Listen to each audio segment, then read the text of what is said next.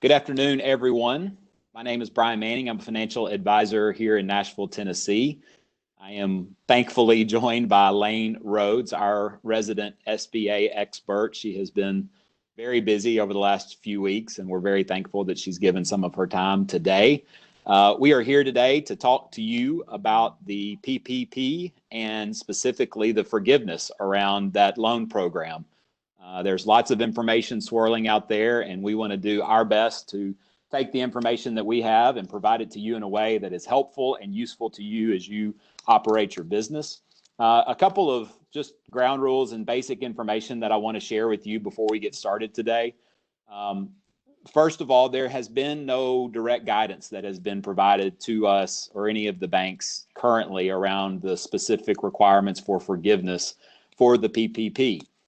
So we have read the CARES Act thoroughly. We've got a team of people that have worked through that. And what we're trying to share with you today, and as we move forward until we receive final guidance, is our interpretation of what the law says.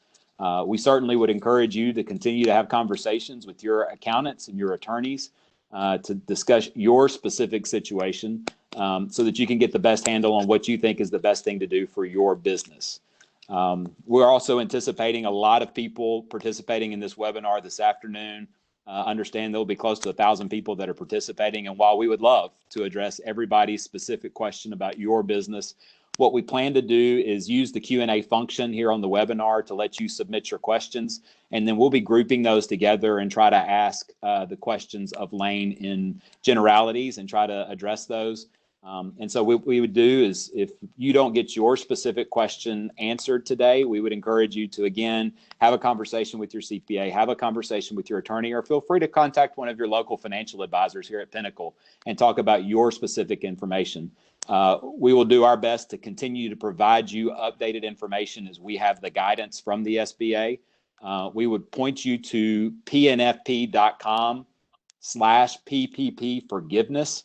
We've got lots of information on that site with some tools that we think can be helpful to you as you think about how you're going to use these funds and move forward within the forgiveness period of the Paycheck Protection Program. So I think, Lane, that covers a lot of the ground rules as we get started. I will let you jump in and just share with us to begin where things are on day 3 of round 2 of the PPP.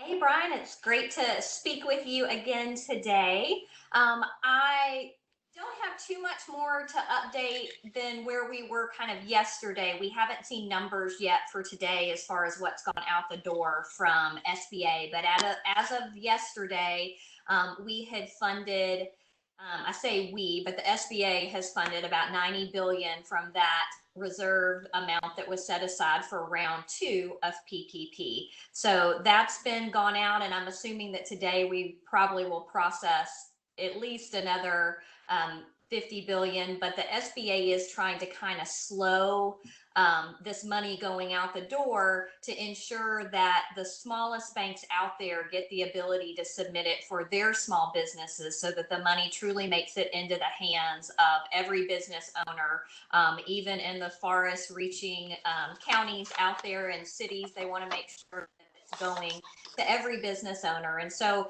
even this afternoon, we got an update from SBA with one little change that they're doing to the program. And they said, depending on how long the money lasts, they may do this another day or two. But this afternoon at 4 p.m., they're actually shutting down where the only people that can submit loans to the PPP program through the E-Trans system are going to be banks that have an asset size of 1 billion or less. And so that's the smaller banks out there.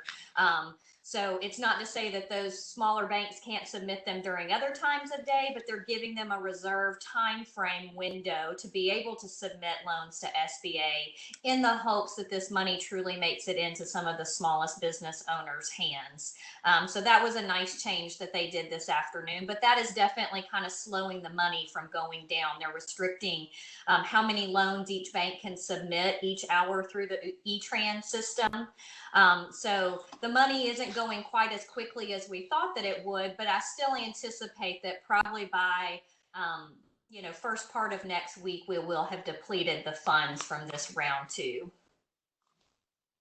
Yeah, so it does feel like it's a little a little more smooth now than the first day for sure. And as we move into it, it certainly is helpful to get the additional guidance. Lane, I think where I would start from a forgiveness standpoint, which is kind of where our focus is going to be today, the Treasury Secretary yesterday came out with some pretty specific information regarding some of the larger loans and larger companies and how they'll be looked at during the forgiveness period. Maybe that's a great place for us to start this afternoon. Do you mind sharing what your perspective is on what came out yesterday in the media? Yeah, no, definitely. This has caused kind of an alarm for a lot of people out there, especially the larger businesses. Saw over the past few weeks, there's a lot of backlash to, organizations such as Shake Shack and Ruth Chris, these large publicly traded companies that had access to this money. And so Secretary Mnuchin came out with a very firm stance on this, that this money was reserved for businesses that did not have large cash reserves to be able to weather this storm and needed this money in order to cover payroll and still keep employees paid while their doors were closed. And so, originally we had kind of thought that the way that disclaimer read, which all applicants on their application, they have certified that their business does have a financial need for this money. But the way we were interpreting that before was that if their business had been affected in any way by COVID, that they would be eligible for this money. But now Mnuchin's layering in another layer to that. To say that the company really truly needed to show that they had been financially impacted and would not have been able to make payroll otherwise, given uncertainty and given decrease in revenues. And so he's going to, I guess whenever we get final ruling from SBA on the forgiveness component, what Mnuchin has said is that businesses that got more than $2 million in PPP loans, they're going to have a full financial analysis done by SBA to determine whether or not they truly needed this money. So we don't really know yet what that's going to look like, but that's good for business owners to know that if they did get a loan of $2 million or more, they're going to have some extra due diligence they're going to have to go through directly with SBA to make sure that their loan is forgiven. And then that's not saying that businesses that got less than $2 million are not going to have to give additional due diligence as well. It's highly likely that the SBA comes back and tells us as banks that we're going to need to collect some additional information as well from business owners to prove that there was a true need there for this resource. Yeah, I think that's helpful. So if a large business received funds early in the program as this additional guidance has come out, and maybe now they're a little bit concerned about what that scrutiny might look like on the backside, are they able to just return those funds? What kind of guidance would you offer to a business owner that might find themselves in that position? So the Treasury has given us until May 7th. If the company does want to return the funds, they can let the bank know.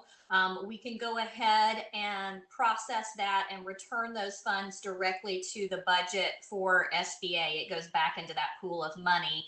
And I did confirm that this morning with Lisa Denson, who is one of our local lender advisors here with SBA. I wanted to make sure that, companies that were making the decision to give that back, that money truly could go back into the bucket to be borrowed again by other small business owners. And it was her understanding that that is what would happen with the funds. That's great to know. So I guess as we sort of kicked off the webinar today, we said that there hasn't been a ton of guidance that's been given directly to us with the specifics around the loan forgiveness, but we do have the information that came out originally in the CARES Act. So could you talk for just a few minutes about loan forgiveness and what we know right now and what our interpretation of what the law says at this point as we continue to advise business owners with what they're supposed to do with this money? Definitely. Now it is a moving target. I mean, like I said, every day we're getting new guidance, and Brian, I know you gave the disclaimer up front too, that As this fluid situation changes, we will definitely keep people updated. And so kind of, the best advice we can give people right now based off the guidelines, which the guidelines are really squishy right now and they can be interpreted a couple of different ways. But if you spend 75% or more of the loan proceeds on payroll related expenses, you should be okay. And then the additional 25% you can spend on rent expense, you can spend it on interest expense, utilities. So there is some leeway there for you to spend this money on other expenses. But in order for it to be forgiven, that 25% does need to be spent on one of those eligible expenses. So you couldn't go out and buy a large piece of equipment, say with the 25%, and it still be forgiven. But the way that we're understanding is that if at least 75% of the payroll expenses, that 75% for sure will be forgiven, as long as the company, continues to keep people employed, keep similar head counts, and keeps payroll similar to what it was prior going into the COVID crisis. One of the questions that I've seen a lot of out there is paying bonuses potentially to employees to maybe maximize and use up all that money on payroll. And as we kind of interpret the laws right now, I think it would be okay if you gave employees some bonuses. However, I would caution business owners of giving really large bonuses that are kind of out of line with how you normally would spend the money. But this question does come up a lot, especially in the restaurant industry, because typically if they're bringing back servers and they're not working right now, well, servers make a very low dollar per hour rate, and they're typically, relying on those tips. And so still paying people based off the average of what they were making with tips and bonuses and that sort of thing, that would still all be eligible and qualify for forgiveness as long as you're using those monies appropriately. So to build off of that point, Lane, one conversation that I've had a lot in the last few days are specifically with business owners, because as this crisis began, it felt like a lot of business owners stopped paying themselves during that period in order to continue to pay their employees. What sort of guidelines have you seen, or what sort of guidance would you offer to business owners who said, okay, I've received PPP funds and maybe I'm not going to be able to use all of those funds for payroll. Can I go back and pay myself now? Can I add myself into my head count in terms of money that I'm going to pay? How would you guide those business owners as far as that's concerned? So we've been getting a lot of questions around that from, actual owners themselves, of how they come into play and how their payroll comes into play when utilizing the funds from the PPP. And one of the things that I would say is, if that business owner historically has taken payroll and you're not taking more than that maximum 100,000 cap that we have on it, that you can continue to pay yourself a salary similar to what you historically would pay yourselves. Now, one of the things we're advising people is that this is truly looked at from SBA right now as cash basis accounting.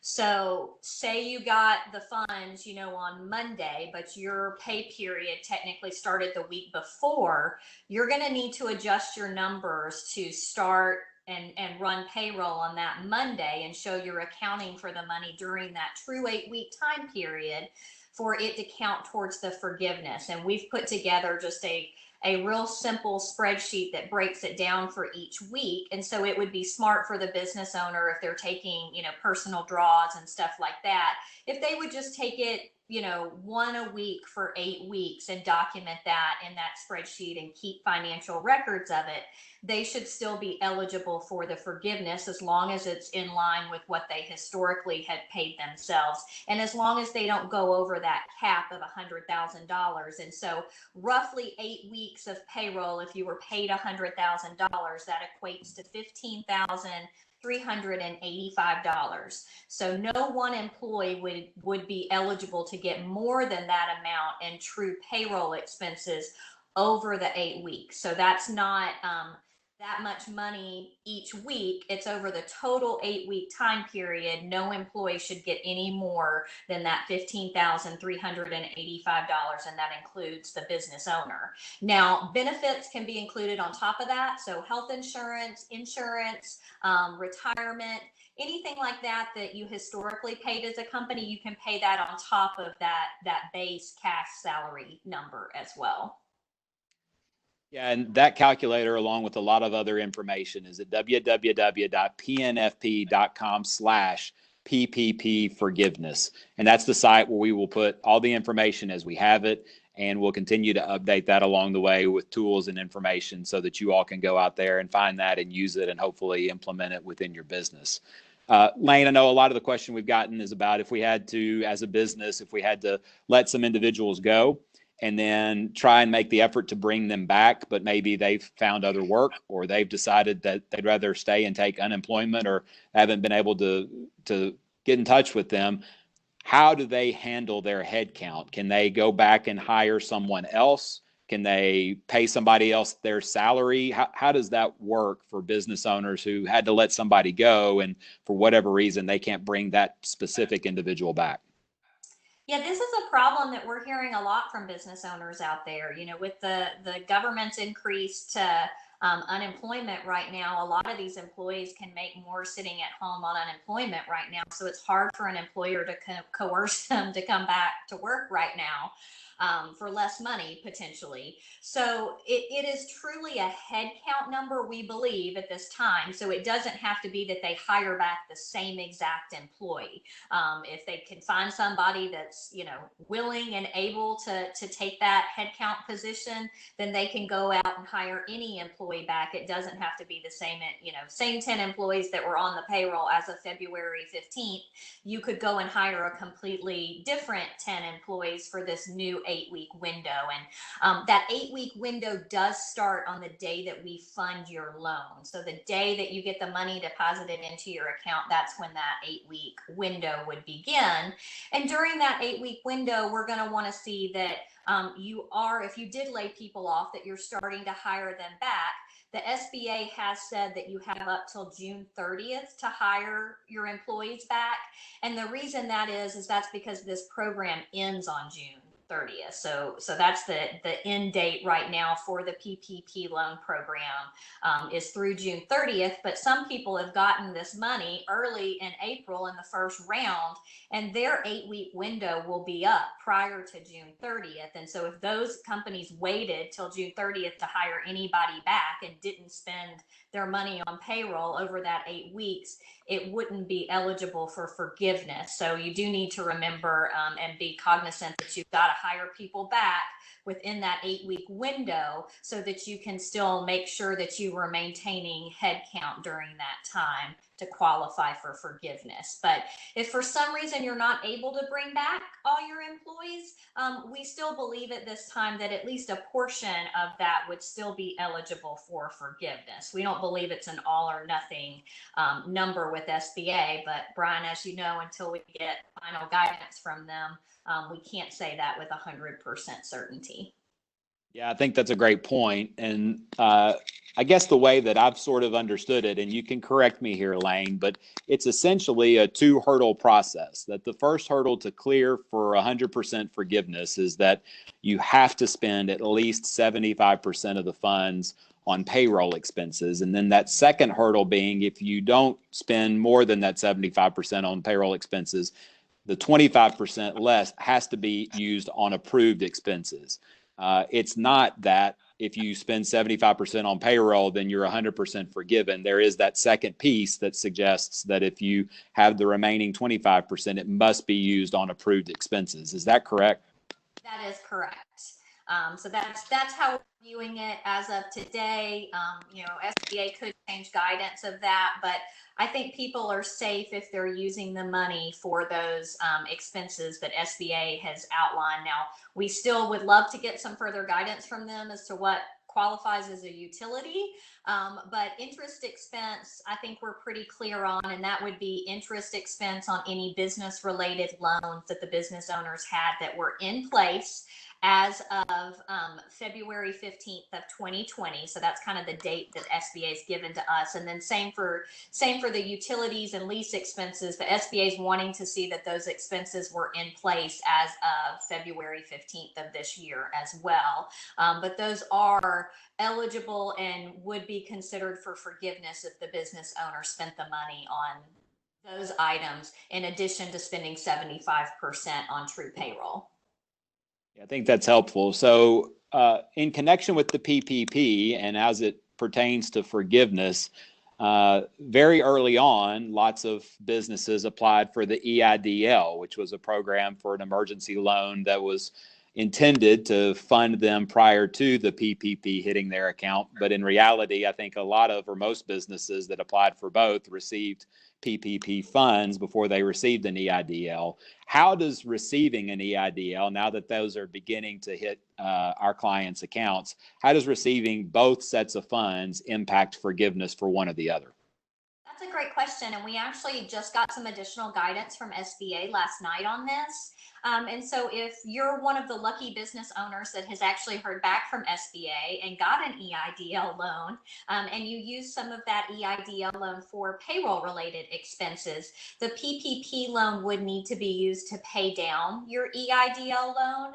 And so one of the guidelines that SBA has given us is that they want the bank to do that directly. So we would take the money straight from PPP for the client and pay down their EIDL loan. The other bit of guidance that they've given to us from the very beginning is if you were lucky enough to be one of the recipients of the EIDL grant funds, and that could be up to $10,000. So they did grants up to $10,000. It was $1,000 per employee up to $10,000. But if you got one of those, or if you do receive one of those while you have your PPP, the amount of forgiveness will be reduced by that grant. So just for round numbers, say you got an PPP loan for $100,000 and you got that $10,000 EIDL grant, you would only have $90,000 of forgiveness for your PPP loan because they're going to subtract that $10,000 that you got on your EIDL grant.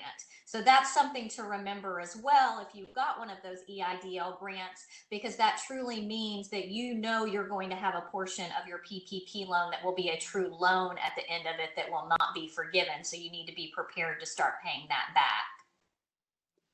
I know as I've begun to have conversations with clients, as they're starting to do some of the calculations and project a little bit down the road with their payroll, they're beginning to get concerned that they might not be able to use the funds for payroll. They may not hit that 75% number or 100% or be able to use all of the funds for payroll. What would your guidance be to someone who says, you know, hey, Lane, I think I'm going to be more around 55 or 60% of my loan proceeds that are going to be used for payroll? Should they deploy those funds another way? Are they able to pay that back? What would be your guidance? Yeah, I think the best guidance would be if you really truly know today, and you just got the deposited funds from your PPP loan, that you're not going to be able to use all of it on payroll, and you're not prepared to start making loan payments on it, that you should probably go ahead and pay down. There's no prepayment penalty, so it's no skin off your back or the bank's back if you want to go ahead and pay that down. But if you do have other uses that you could use that fund for and you're prepared to actually pay it back as a loan, then by all means, it's a 1% loan. You get 6 months of principal and interest deferment. So what that means is at the end of that 6 months, your principal and interest payments will have to be paid back over 18 months to ensure that the loan is paid in full at the end of the 24-month term of the loan. So if you think that you can make that payment with no problem, then go ahead and use the money on other business expenses. I mean, we definitely know that business owners are going to have other expenses out there that they're going to be associated with reopening their businesses. I mean, restaurants have to go out and buy all their inventory again because it's perishable and they probably lost a lot since they've been closed. So we know there's going to be expenses to opening your doors again, and you're welcome to use the funds for that. You just need to know that it's a loan at that point that you have to start paying back at the end of 6 months. Yeah, and I think part of the conversation you and I had this morning is to understand that there is no prepayment penalty. And so if you do end up with a portion of this loan on the backside that's not forgiven, and the principal and interest payment over that remaining 18 months is more than what you're interested in, then it's probably time to have a conversation about a refinance of that balance and discuss potentially transitioning that into a loan with a little bit longer amortization to give it a little bit more feasible repayment period. Because again, to your point, there is no prepayment penalty with the PPP. Yeah, and Brian, just to reiterate too, so that interest starts accruing the day we set that money in your account. And so we have had some of these entities that have come back, and for one reason or another, whether they heard Secretary Mnuchin yesterday talking about how there's going to be a financial test that companies have to pass to make sure they really needed the money, and they've decided to pay it back.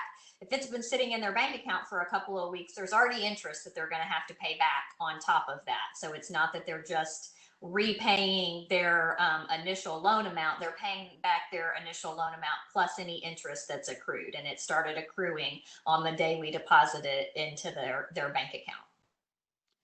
So as we've discussed several times at this point, we know we don't have the guidance and the parameters yet for the forgiveness, but as it stands right now, Lane, how would you describe the process that people will need to go through to begin to look at the forgiveness? What are some of the documents that you would recommend that either as an employer of lots of W-2 employees, or maybe they're just a sole proprietor and all they're doing is paying themselves? What are some general guidelines you can offer those that are listening as they begin to put their documentation together for the forgiveness? Yeah, so one of the things that we've kind of been advising business owners to do is to set up a separate account to put this money in so that it's really easy to track. And as I've been talking through that with some business owners, it's become evident to me that for some businesses, that just doesn't make sense. They may have really sophisticated accounting systems where everything's documented, and to try to shift things over to one specific account, that would really cause them more harm than benefit to do that. I think for your, standard truly sole proprietor type business, or a simpler financial structure ownership, setting up an account and being able to control those funds all out of one place is not a bad idea. But basically what we're getting at is we need a paper trail. We need what the accountants would call as an audit trail to really be able to prove how each dollar of this money was spent. So as long as the business owners are prepared to give us that paper trail through canceled checks, through bank statements, and to document how each dollar was used of this money, they're going to be safe. And so for instance, say they're using it to make their April and May rent expense, then we would need to get a copy of their lease from their landlord that shows what their rent expense is for April and May. And then we're going to want to see copies of the bank statement where they paid the landlord that amount for the rent. And so having that double-sided accounting there where we see where the money was and where it went to, that's real important for business owners to track and kind of keep up with. So just document, keep a paper trail. Like I said, we have a nice little spreadsheet tool that's out there on our PPP Forgiveness website at Pinnacle. You don't have to use that by any stretch of the imagination, but the better your documents are and the cleaner they are when they come back to us as the bank, it's going to help us process it faster. And so the SBA has said that the banks are going to have 60 days to process the loans for forgiveness. But that 60 days that the bank has to process it, then we're going to send it to SBA for SBA then to send us the funds for forgiveness. And right now we have no idea, Brian, what that window is going to look like, whether that's going to take SBA a month or 2 months. We don't know. So business owners need to be prepared that they may, it may go past your 6-month deferment window while we're waiting to validate all this money and get it back from SBA for the forgiveness. And so they may have to start, making loan payments on it. And then for those bigger companies that took out $2 million or more, we really know they're going to have to give a higher level of financial documents to the bank and to SBA, and that process could take even longer just because we know SBA is going to be backed up and doesn't have a lot of bandwidth to be reviewing financials for these businesses that took the 2 million or more. Yeah, I think that's helpful. And I think also, too, to our point earlier, we're doing our best to interpret what the CARES Act law suggests. And so some of these guidelines, some of the position that we're taking on this may seem a bit stringent. It may seem like overkill to some people, but the reality is we're trying to take a conservative approach, sort of like we did on the application side, where we're trying to put our clients in the best position possible to get a loan on the front end that fit their needs, but also on the back end to be sure that their loan is forgiven. We may get additional guidance in the coming days and weeks that suggests that it won't be that intense, that all this documentation may not be needed. But for right now, for what we have, we certainly want to be sure that our clients who have come to us and received these loans are doing everything they possibly can to put themselves in the best position to get it forgiven on the backside. That's exactly right, Brian. And I found it kind of eye-opening because you and I work on the bank side, and so I think we kind of forget sometimes that the business owners that's getting these funds oftentimes don't know exactly how it functions. And so just for the business owners out there, these PPP loans that you guys have received, those truly are funds from Pinnacle Bank that Pinnacle Bank at this point has lent out. And so when we go for forgiveness, we then physically have to wait for the SBA to send us the money to pay off the loan so that it is forgiven. We didn't get a pool of money from the government that then we lent out for these loans. This is Pinnacle Bank's capital that we typically lend out at a lot more than 1% interest. And so we're excited that we were able to participate and help as many small business owners as we did. But we're equally as excited to hopefully have the government pay these off on the backside. So we're going to process them as fast as possible to help you guys get that money. But please be patient with us because we're going to be at the mercy of the SBA to come back and pay us down on that fund, those funds that are out there that is Pinnacle Capital that is currently in those bank accounts from the PPP loans. Yeah, and again, it's just another great opportunity to plug that website, pnfp.com/PPP Forgiveness. Please be sure that you continue to check that website for the information that we have. As we gain additional guidance and information, we'll be sure and publish it there. We'll provide you some great tools to be able to work in your business and work with your accountant to make sure that you're doing all the record keeping that you need to do so that we can be sure that these loans are forgiven on the backside. Lane, we're almost out of time. Is there any sort of closing thought that you would offer to our clients and people that are participating with us today? Just keep checking our website. As we get more information, we will update it for you guys as well. As much as we would love to kind of talk through every scenario with each business owner out there on forgiveness, we just don't have all of the details yet at this time. So we really just can't get caught up in the weeds right now on it. So just make sure you guys are using the money on related payroll expenses over your 8-week time period. And we're hopeful at the end that everything will be able to be forgiven, but we just need to make sure that you guys are documenting everything and using as much of it as you possibly can on payroll expenses that are during that 8-week window. So SBA has been really good about coming back to us and clarifying that 8-week window, that it's not for payroll that was accrued prior to the 8 weeks started. It's truly for payroll that starts on the day that we give you guys the money. Lane, I guess I would throw in this last question that I know has come up a few times in conversations that I've had. Would you advise business owners, if it's feasible, maybe if they're a smaller business with just a few employees and aren't using a real sophisticated payroll software, would you encourage them to go to a weekly payroll during that 8 week? Is that something you would advise, or do you feel like staying with an every 2 week payroll might work out okay? I think if it fell in line with how their 2-week payroll comes in line, that they would probably be fine with that.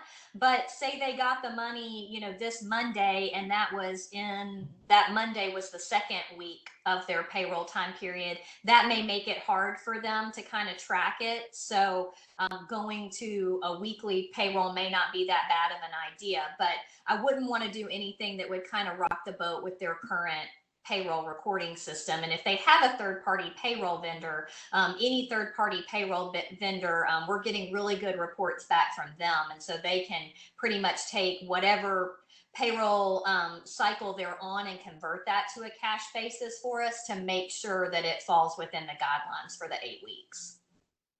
Yeah, I think that's helpful. So I think just in summary, as we wrap up today, to Lane's point, please be sure that if you're receiving PPP funds, that your 8-week window begins the moment those funds hit your account. So you've got an 8-week time period to use 75% of those funds for payroll purposes.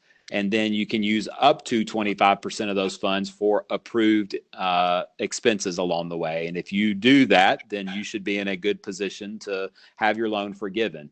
As she has said many times, please make sure you're documenting. Please make sure you keep really good records of how you're spending the money and where all the money goes so that you can provide that to us, and we'll help you make sure that your loan is forgiven on the backside. Again, we encourage you to check out pnfp.com/PPP Forgiveness. We'll continue to update that with information and make tools available to you so that you'll be able to utilize them in your business. We're thankful that you trust us during this time. We know there's a lot of information swirling around and a lot to understand, and we're going to do our best to take that information and bring it to you in a way that's helpful for you as you make decisions about your business.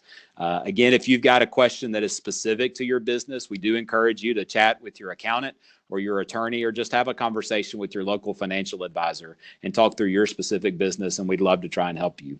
We appreciate you spending time with us today. Lane, thanks for taking time out of your busy schedule to be with us.